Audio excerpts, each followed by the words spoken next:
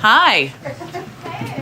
Okay, sorry again for the brief delay. I know you were all interested in what our Secretary of State had to say.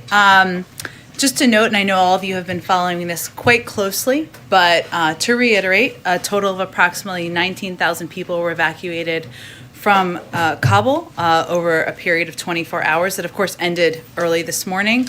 This is the result of 42 U.S. military flights, which carried approximately 11,200 evacuees, and 48 coalition flights, which carried 7,800 people, for a total of 90 flights out of Kabul, which, if I get my math right, that's approximately a flight every 39 minutes. I believe the Department of Defense gave that statistic.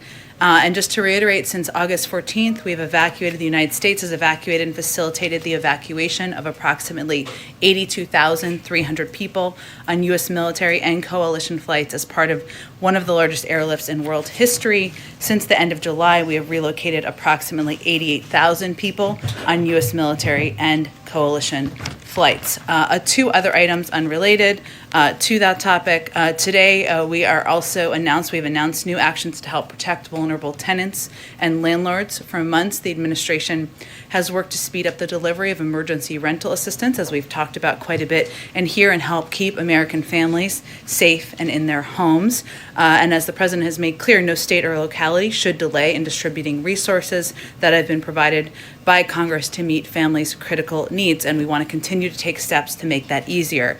So today, the Treasury Department is strengthening existing guidance and implementing new policies to ensure that state and local grantees can further accelerate the distribution of ERA funds to struggling landlords and renters most at risk of eviction. Specifically, they're providing explicit permission for grantees to use self-attestation without further documentation of their economic circumstances, to give you a specific example, in order to speed the delivery of assistance to households in need during the public health emergency. There are also a number of steps that are being taken by USDA, HUD, the VA, and HHS, including USDA is working with owners of 400,000 rental units in USDA-backed properties to mitigate all evictions. HUD will ensure tenants in public housing first have the opportunity to access emergency rental assistance money before facing eviction, and HUD will extend the eviction notice period from 14 to 30 days during the COVID national emergency period. And the VA will expand rental support to at-risk veterans and their families from just 7 states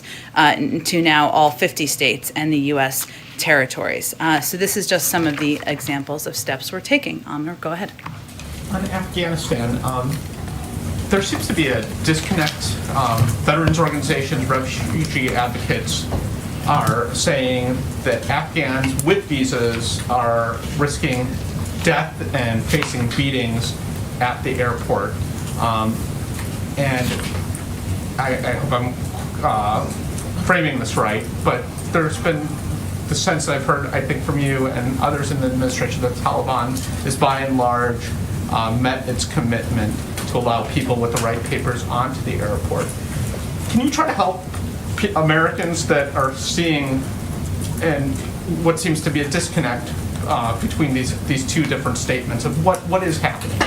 Well, first, let me say I wouldn't see it as a disconnect, and let me explain to you why. I noted earlier we put out earlier today that 19,000 people were evacuated. The vast majority in a 24-hour period. The vast majority of those were, of course, Afghans, as you know by the numbers that the Secretary of State just put out. That does mean that a great number of people are making their way into the airport and onto flights to evacuate from the country. There are certainly cases and incidents, and we have heard, you have reported, where individuals are not getting through that should get through.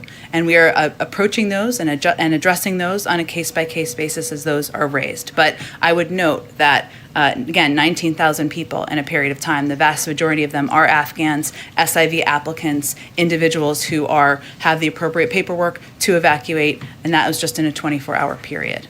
Can you give us an update on where things stand with the President and the coronavirus origins review? Sure. I understand he's gotten a copy of the 90-day report. Was there any conclusions that the IC was able to come up with? Sure. Well, let me confirm for you, as you noted, he did not just receive a copy, he received a briefing yesterday on the 90-day Origins report. It was a classified briefing, so of course that's not information we would provide publicly.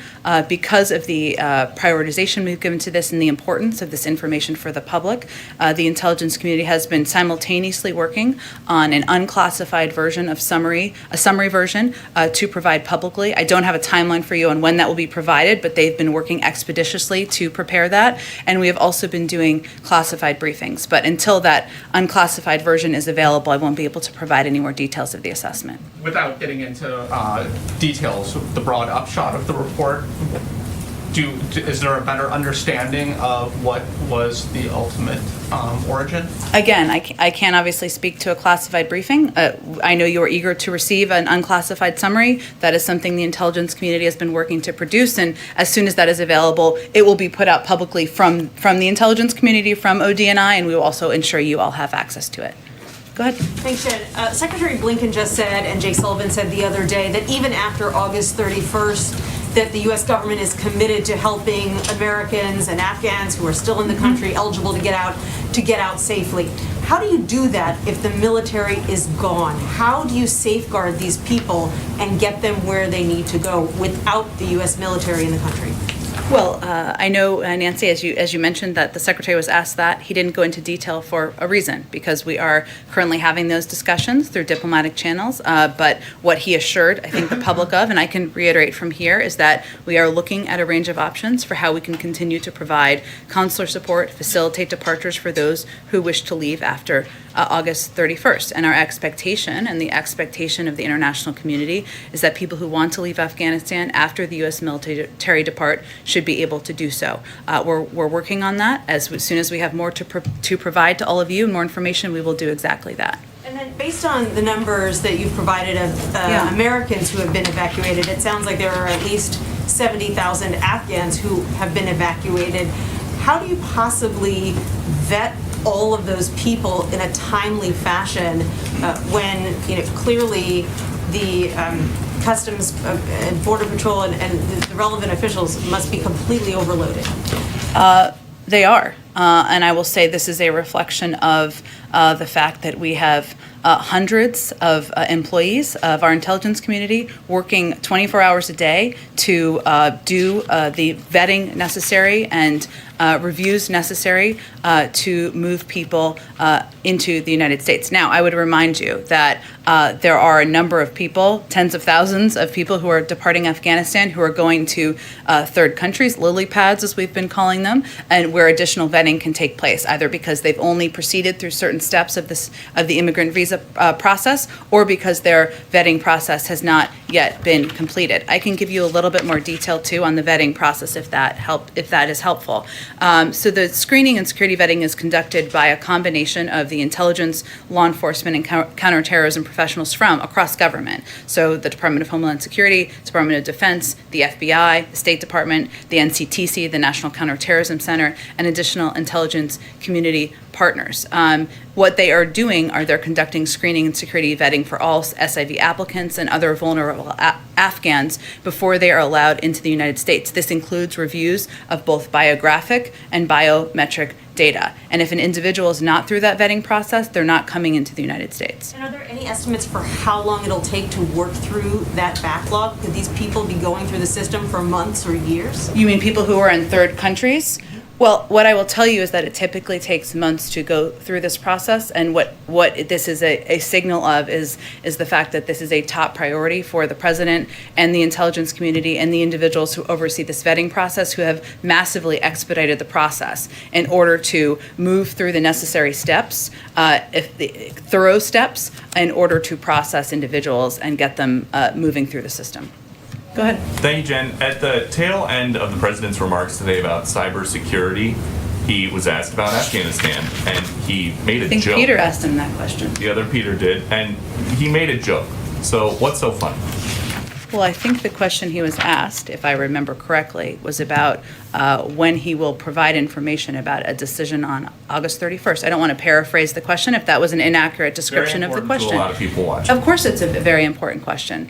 And I think what he conveyed is that he has not, well, what I can convey from here, I should say, is that as he stated yesterday, and as the Secretary of State just stated, we're on track to complete our mission by August 31st.